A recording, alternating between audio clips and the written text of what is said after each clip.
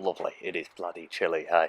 Hey all you cool plebs and patricians, and welcome back to another long history rant, this time on location, the history of my garden, and the 242,000 square kilometres that surround it, the history of Britain. We're doing the history of Britain.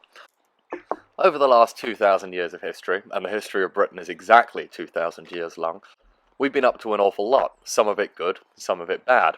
We've benefited a great deal here in Britain out of being an island. The boundary of what makes Britain is entirely sea, and sea is quite useful in that human beings can't move it, unlike the poor Polish border, or the Germans who have been arguing about which bits of Europe belong to them for about 1,000 years now.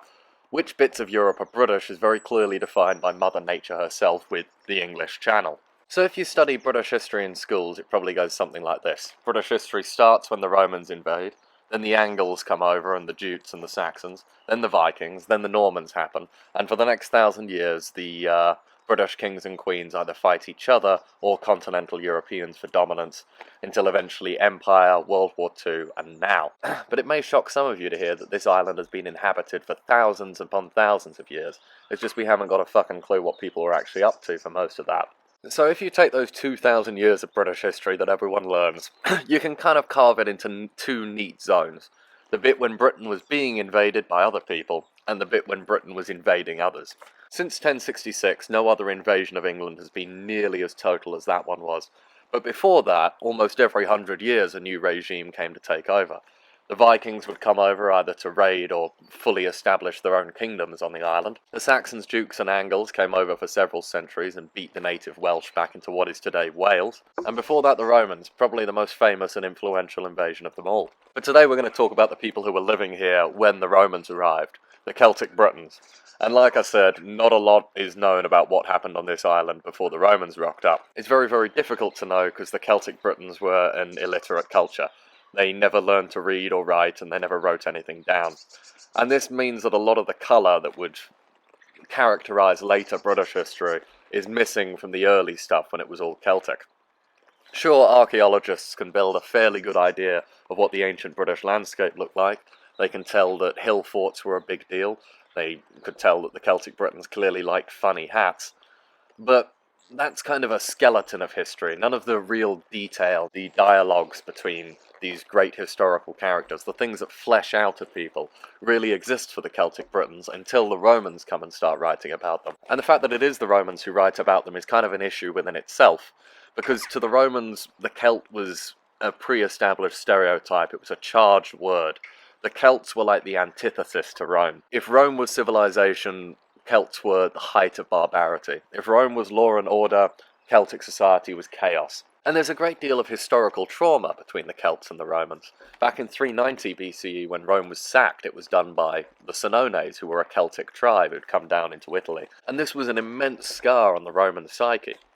Going forward, after they'd conquered the Celts of Italy and basically turned them into client states, when Hannibal came marching across the Alps in an attempt to destroy Rome, the Celts very quickly joined him, which meant that the Romans already viewed them with some suspicion. And in the late 2nd century BCE, when the Roman Republic was already near the height of its power, and the Roman Empire already spanned most of the Mediterranean, it was very nearly brought down by a huge migration of Celtic peoples called probably Celtic peoples, called the Cimbrians and the Teutones. So it's important when dealing with the fact that the Romans are really our only literary source about the Celts, to remember that to them these people were like a boogeyman. They were taller than the average Roman. They had a completely different way of clothing themselves, completely different hairstyles. The very appearance of a Celt, along with all of the connotations that came with that word in the mind of a Roman, made them terrifying. And things that are terrifying are very, very rarely sympathetic. So one of our biggest sources on the Celts, one of our most important ones, is one written by the big JC himself, Julius Caesar. He writes his commentaries on the Gallic Wars, which is quite literally a war diary, a published war diary that he published during his lifetime, of his invasion of Gaul and his utter annihilation of the tribes that lived there. So despite the fact that he does tell us quite a bit about the Celts, he's always framing them as being the enemy, and an enemy that he's trying to justify wiping out to the Roman people. So he's never going to portray them as a particularly sympathetic people. So yeah, what we know about the Celts suffers massively from the fact that everything that's written about them is either by a Roman who's scared of them, or a Greek who usually views them with a fair bit of disdain. On top of this, modern historians, because the evidence is so scant, have to make huge sweeping generalizations about a culture that spread from Spain and Portugal all the way across to modern-day Turkey, and these are obviously going to come with problems. So we know that Britain was, and for most of its history has been, very, very tied to continental Europe through both culture and trade. Britain is a very resource-rich island, and presumably this linked it via trade to continental Europe from the Bronze Age going forward. We can assume this because Britain has a huge natural supply of tin, and tin is actually quite a rare resource on Earth, but it was a valuable, incredibly, in fact a vital component of making bronze, which for an entire period of history conveniently called the Bronze Age, was the main metal used to make tools by most civilizations. Even over 1,000 years after the Bronze Age, when the Romans finally come along and start having contact with the island, it's very clear that the Celtic people that lived at least in the south of England had very close ties with their cousins on the continent. Tacitus, a Roman writer from the 1st century CE, says that the Celts in Britain were very, very similar to their counterparts on the continent, the Gauls. He says that they shared the same rituals and superstitions, very, very similar language, and the same legendary fearlessness in battle. The only difference, he says, was in their spirit. The Gauls, the Celts that lived in France, had been softened by protracted peace, meaning that they were conquered by the Romans almost 100 years before the Britons were, so they were no longer used to being a warrior people. The Britons apparently still had that fierce, independent spirit and a little bit of that residual warrior culture. It's a nice little passage which really does emphasize how the Romans viewed the Celts, and the main thing that they focused on was the warrior aspect of their society. A great deal of the stereotypes about Celts are to do with their fearlessness in battle, their contempt for death. And it seems to be partly true. Celtic society seems to have been really quite violent. I mean, they unironically hunted heads and collected them. You don't do that if you're a peaceful people. Never is the emphasis on violence in their culture more obvious than when the Greek writer Poseidonius goes to visit some Gallic Celts and stays with them for a feast. He describes his experience at one of these Gallic celebrations as being a very, very intense affair. The centre at any one of these feasts, the centre spot, was always reserved for the most influential warrior, someone who won that influence through martial prowess. Next to him would be the host of the feast, and then everyone would be spread out in a circle in order of how important they were in the hierarchy of the tribe. Again, something that seems to have been almost entirely decided by skill and achievement in warfare. However, just because one started the Celtic feast as Mr. Billy Big Bollocks in the middle, doesn't mean that's where you were going to end up. So hierarchy was defined by the Celts not only by their position at the feast, but which bit of whatever animal they were cooking you got to eat. If you got the thigh of what was usually a boar, that meant that you were the top warrior, the top dog, the most influential guy, probably very close to the centre. Whilst if you were eating scraps off the bone, the same kind of thing a dog would chew on, that meant that you hadn't quite made it into the inner circle yet. But challenges to single combat don't seem to have been at all rare. An easy way to do this would be just walk up to the animal, say if you're a young, unproven warrior, and take a bit of thigh piece. One of the warriors who that belonged to will probably challenge you for it, and a fight will ensue. Now, although these fights were violent, apparently they didn't always end in death, because it was up to the friends of the winner to then hold him back and make sure he didn't actually follow through and kill this person. But it does go to show the ferocity with which they fought each other, that they were very willing to kill each other, and that they sometimes did. This use of violence to establish a social hierarchy might have played into another aspect of Celtic culture a little bit. So what the Celts seem to have practiced is something that we call ritual or endemic warfare, or constant but low-intensity warfare with each other. This is where tribes go to war with each other basically every summer, but they never really wipe each other out or suffer casualties on a huge level, because warfare is governed by rules. This often happens in societies where cultures are isolated, and they very rarely run into alien cultures that they have trouble communicating with. Because the only people they fight are people like them, and therefore rules of war start to develop. You see this in the medieval code of chivalry, for example, in the Native American practice of counting coup, where Native American warriors, say if you were a Sioux warrior and you were fighting a Cheyenne for some reason or another, you'd run up to him with a coup stick, tap him with the stick, and then run away unharmed, and you put a little notch in the stick to prove how many people you'd done this to. It was entirely a way of showing bravery. It's obviously tapping someone with a stick isn't going to eliminate them from the fight. Practically speaking, from a strategic standpoint, it's pointless. It's incredibly risky and actually quite stupid. But if the warfare is ritualized, if it was used more as a vessel to show off how good you were at it, then it doesn't matter so much. It's also cultures that develop elaborate war dances, like the Maori with the haka, tend to also, this is a form of endemic warfare. We have it in our culture today. There's a reason why almost everyone in the West recognizes this as a symbol of don't shoot me in cold blood, I give up. It's a cultural thing. We've all just agreed that this means I surrender. If aliens were to invade one day and we went like this, the aliens would understandably not know what that means and probably shoot us dead. So the Celts in Britain, being nice and isolated, probably managed to develop a form of endemic warfare that was even more ritualized than their Celtic brethren on the continent. So battle for most Celtic warriors was less a fight to the death, or an idea of battle as we might see it today, and more an opportunity to show off how good at being a warrior they were, perhaps move up the social hierarchy a bit. And this might explain one of the other kind of key features about the Celts that's often portrayed in pop culture depictions of them, but might not actually be true. Okay, so let's talk about the naked thing. One of the most enduring facts about the Celts is that they lived and at least fought naked, right? Well, maybe. So our first actual source for this comes from Polybius, a 2nd century BC Greek writer, who talks about a battle that happened a bit before he was born called Telamon. In that battle, he says certain Celtic mercenaries fighting against the Romans decided to fight naked so that their clothes wouldn't get caught on brambles and thorns.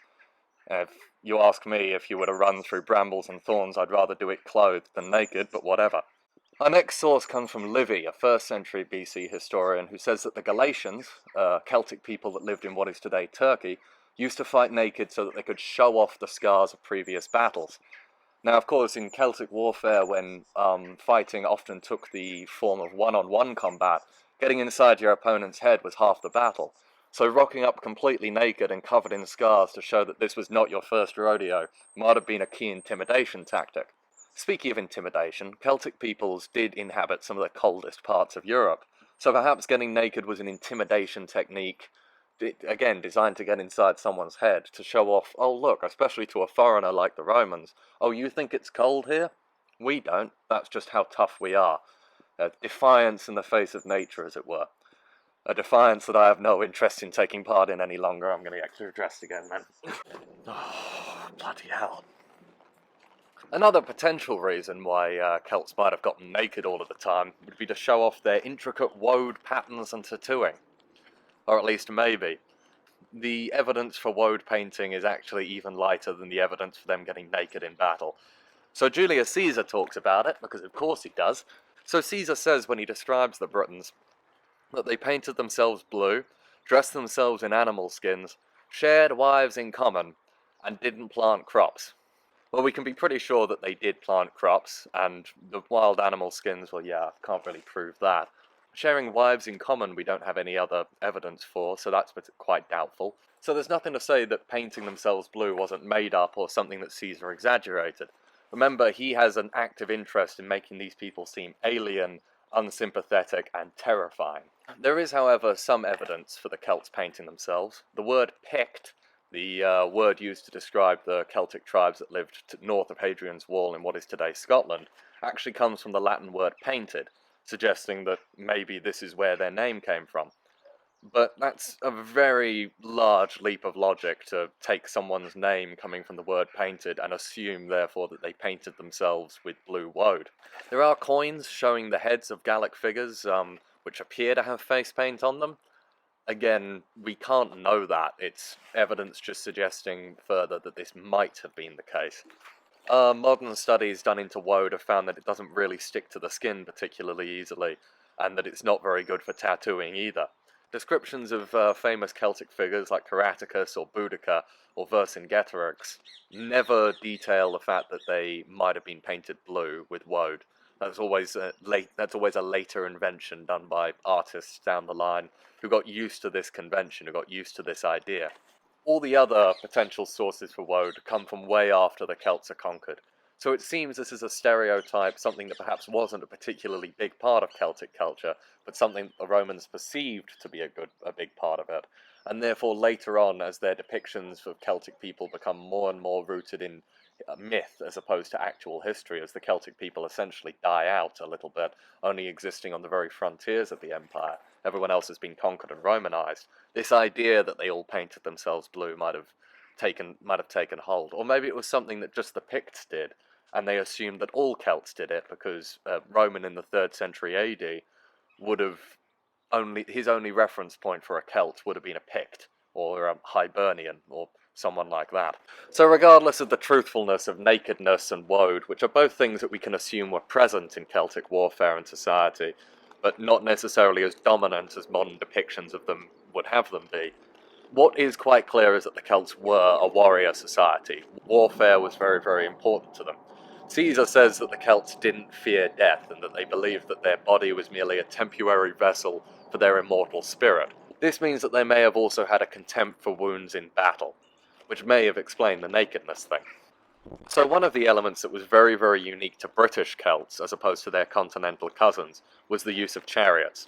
So chariots had been abandoned on the mainland around 300 BCE. Everyone had very quickly figured out that if you ditch the wagon, it's much easier to just sit on the fucking horse, for God's sake. But the British still liked their chariots, probably because they represented a status symbol for powerful warriors, and the British have always had a hard time letting go of status symbols. Another reason why chariots persisted in Britain, whilst died out on the continent, might have had to do with that ritual warfare we discussed earlier. You see, warfare evolves according to necessity when people are constantly being presented with new threats. When you have a little isolated culture like Celtic Britain and they're only ever fighting each other, things can stagnate. Things don't necessarily change as fast because, again, most of it is ritualized, has rules, and therefore you can't really innovate too much without breaking those rules. So, according to Julius Caesar, the way things would go is that there would be 2 people on a chariot, a driver and a warrior.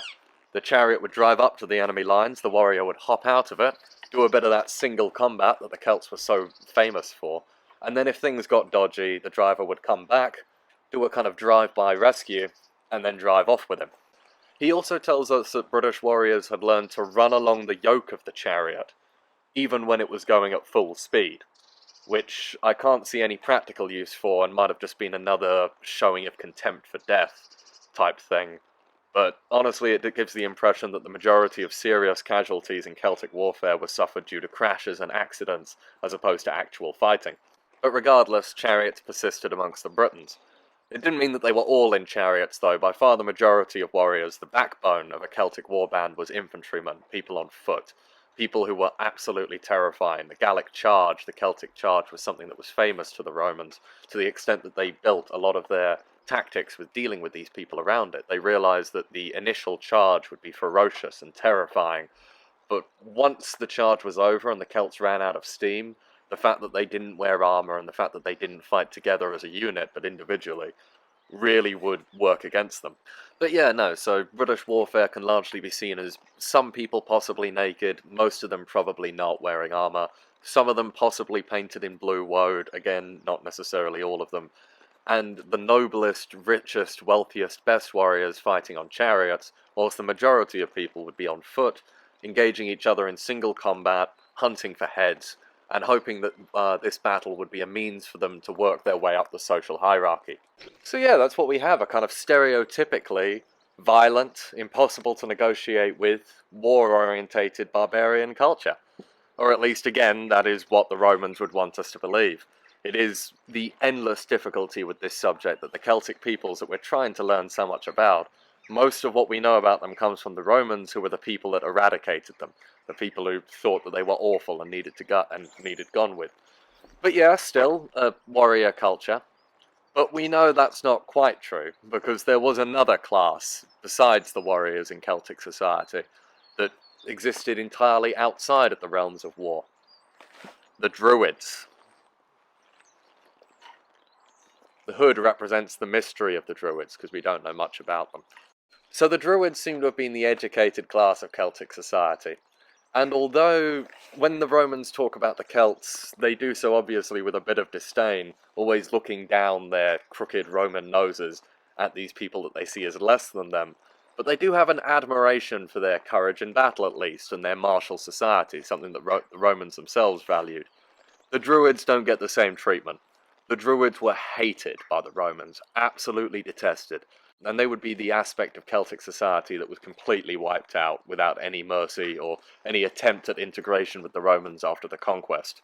And this means that everything the Romans say about them needs to be taken with an even larger dollop of salt than we're already using. So if we take what we already think we know about Celtic society, that it was very war-orientated, that more or less every single man, and in most of these cases seemingly many of the women too, had to pick up spears and go to war when their tribe did.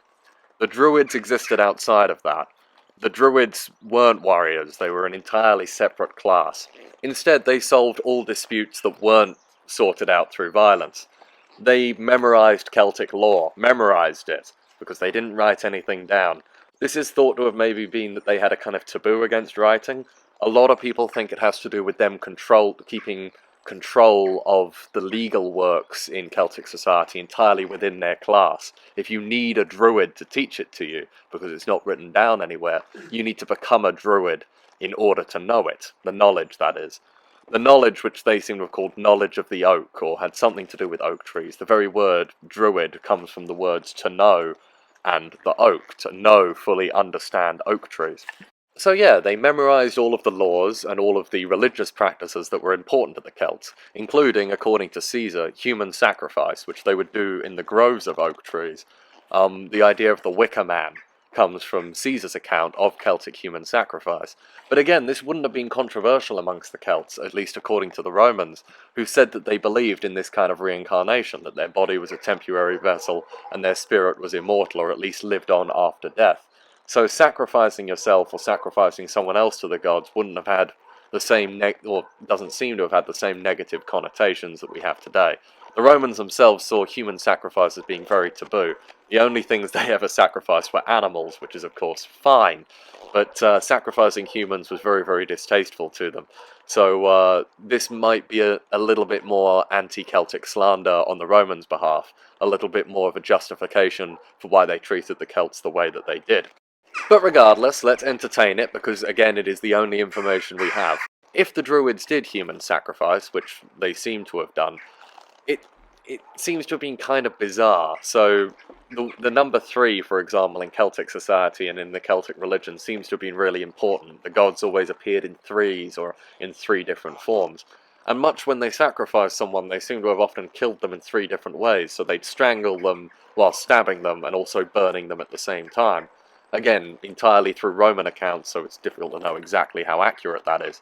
Interestingly though, during a Rus funeral, way ahead in the AD era, long after the Roman Empire falls, an Arab man witnesses that funeral, and he says that they performed a human sacrifice there, and the person they were sacrificing was killed in 2 different ways, strangled and stabbed at the same time. Again, you have to be kind of careful when lumping pagan faiths together and assuming that they all have similar beliefs.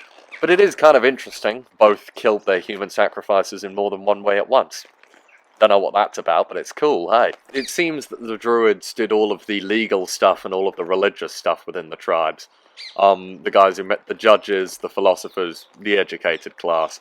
But by far the least is known about them out of any aspect of Celtic society, because it's the aspect that comprehensively did not survive the Roman invasion.